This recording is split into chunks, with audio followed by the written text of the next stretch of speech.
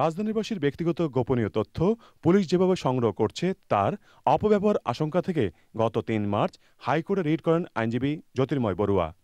এতে তথ্য চাওয়ার কার্যক্রম বন্ধ করা, যেসব তথ্য সংগ্রহ করা হয়েছে তা যেন কোনো কাজে ব্যবহার না করা হয় এবং সুনির্দিষ্ট আইন না হওয়া পর্যন্ত ওইসব তথ্য গোপনীয়ভাবে সংরক্ষণের নির্দেশনা চাওয়া হয়।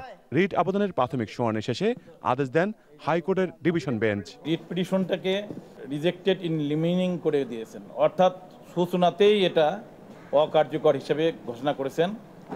কারণ এই সার্কুলারটা 2/3/2016-তে জারি হয়েছিল। কোর্ট সেটাকেই নিরাপত্তার স্বার্থে পুলিশ যে রুলস, যেটা মেট্রোপলিটন পুলিশ কন্ট্রোল এবং নির্দেশনা যে রুলস 2006-এর 4-3 ক এবং খ-এর পরিপন্থী, এই আদেশের মধ্য দিয়ে এই যে চলমান প্রক্রিয়া তথ্য সংগ্রহের এর কোনো আর বাধা রইল না। হাইকোর্টের রায়ে জঙ্গি তৎপরতার বিষয়ে যে মন্তব্য করা হয়েছে তার ব্যাখ্যা দেন রিটকারী। একই সাথে রায়ের বিরুদ্ধে কি পদক্ষেপ নেওয়া হবে তাও জানান তিনি। রায়ে যে বক্তব্যগুলো এসছে সেটার মাধ্যমে আমি আসলে সন্তুষ্ট নই।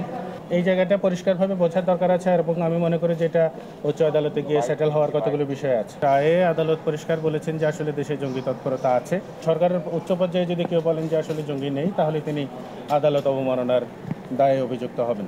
সম্প্রতি রাজধানীর বিভিন্ন বাড়িতে জঙ্গি ও সন্ত্রাসীদের আস্তানার সন্ধান পাওয়ার পর বাড়িওয়ালা ও ভাড়াটেদের তথ্য সংগ্রহের কাজ শুরু করে ডিএমপি।